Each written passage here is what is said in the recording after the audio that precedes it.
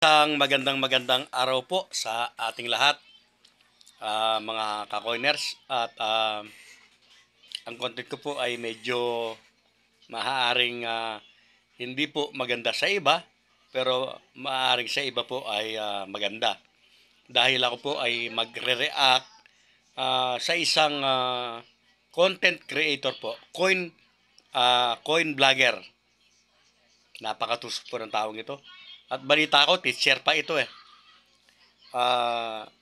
Kilatisin po ninyo, suriin po ninyo kung sino sa aming dalawa ang nagsasabi ng totoo. After po ng ating kakaunting intro.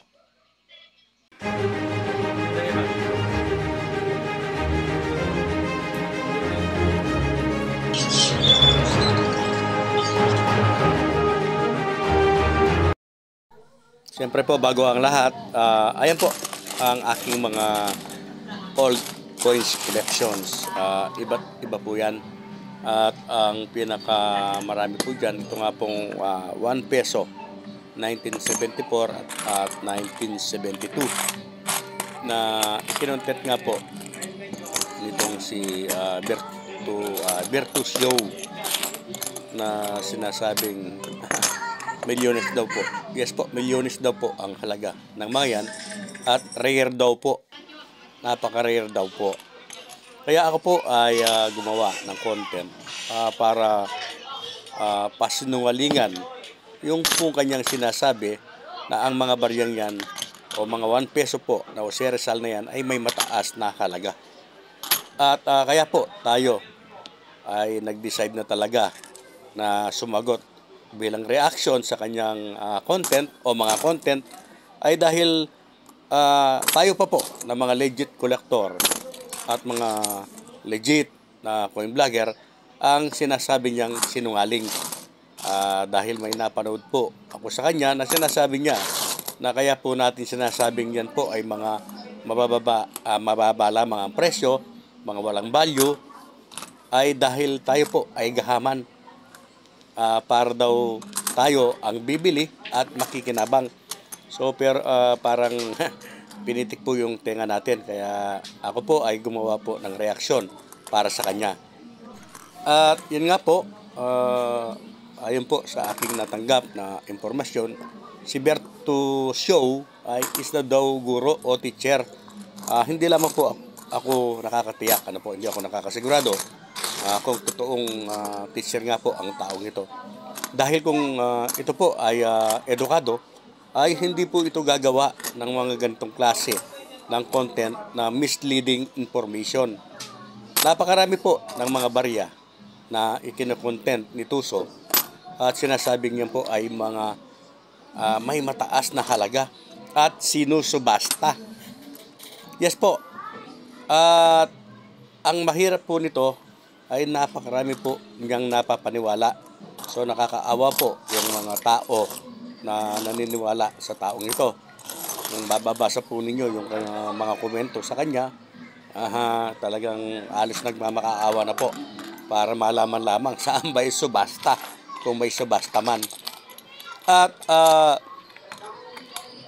gusto ko lamang pong ipalinaw pa, na ayon po sa kanya ay milyones nga po ang halaga ng 1972 at 1974 po na 1 peso Jose Rizal. Samantalang doon po sa kanyang content ay sinabi po niya na yung hawak niya ay galing sa bata. Binigay lamang po ng bata iyon sa kanya at kanya po itong nilinis.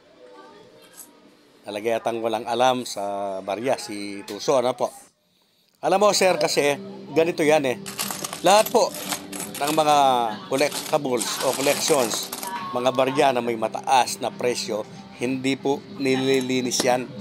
Bawal na linisin yan. Dahil yan po ay bababa ang presyo. So kung teacher ka sir, ako ang magbibigay ng lecture sa iyo.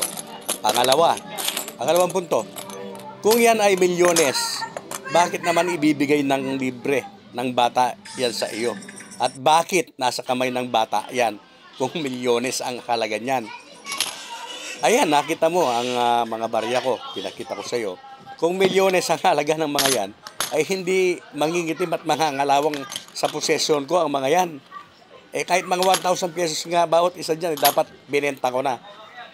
Alam mo sir, kailangan sa'yo, hindi ko alam kung paano ko po sasabihin sa'yo na tigilan mo na yung paggawa ng content na misleading, yung paggawa ng content na panluloko para mapanood lamang kayo, para dumami lamang ang inyong mga viewers. Ito pa ang isa.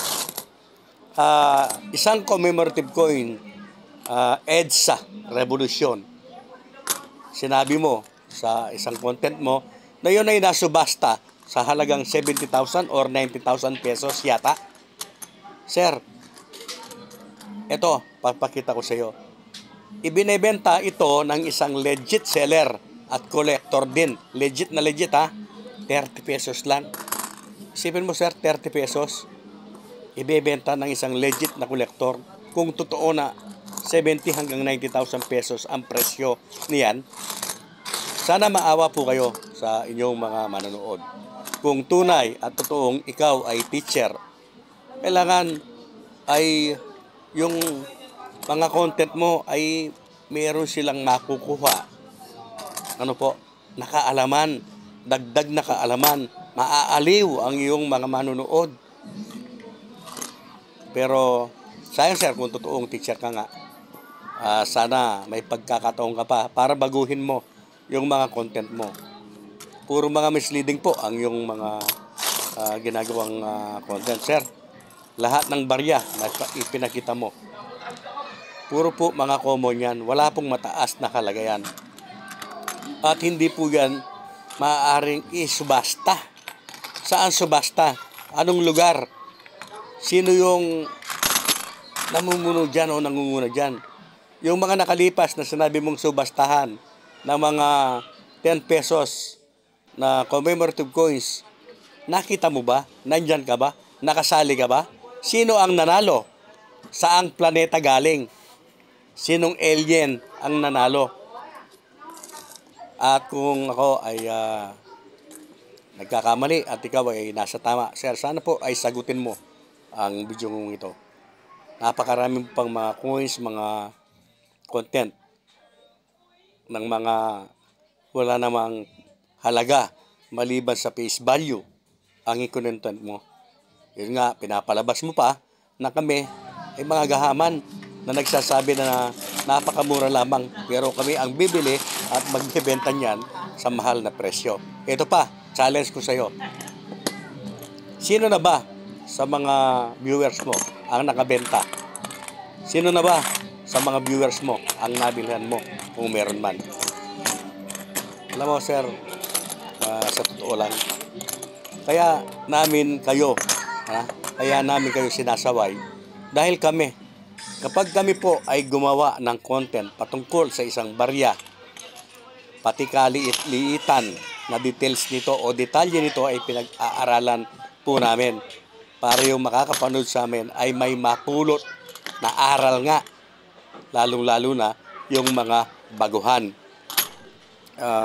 Hindi ko na muna siguro pakakahabaan pa itong comment ko o side comment o reaction ko kay sir, kasi baka meron po tayong masabi na hindi maganda.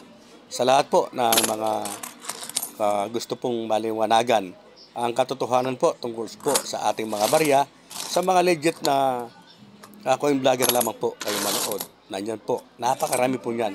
At sa susunod po ay akin pong babanggitin ang mga channel ng mga legit coin vlogger, collector po na dapat nun yung panoorin. At sa lahat po na nakapanood o makakapanood ng mga ganitong klase po na misleading information patungkol po sa ating hobby, i-click lamang po. Napakadali lamang. Tuldok-tuldok lamang yan. I-click po at i-report po siya. I-report po natin sila. Dahil kapag marami na po ang nag-report dyan, ay baka po bigyan na ng pansin ni Meta yan o ni YouTube. Yan lang po muna. Maraming salamat at magandang araw po. At bilang karagdagan po pala, sir, meron po kayong pagkakataon na magkomento po sa ibaba or pwede po ninyong sagutin ang content kong ito kung inyo pong nais. Welcome na welcome po kayo.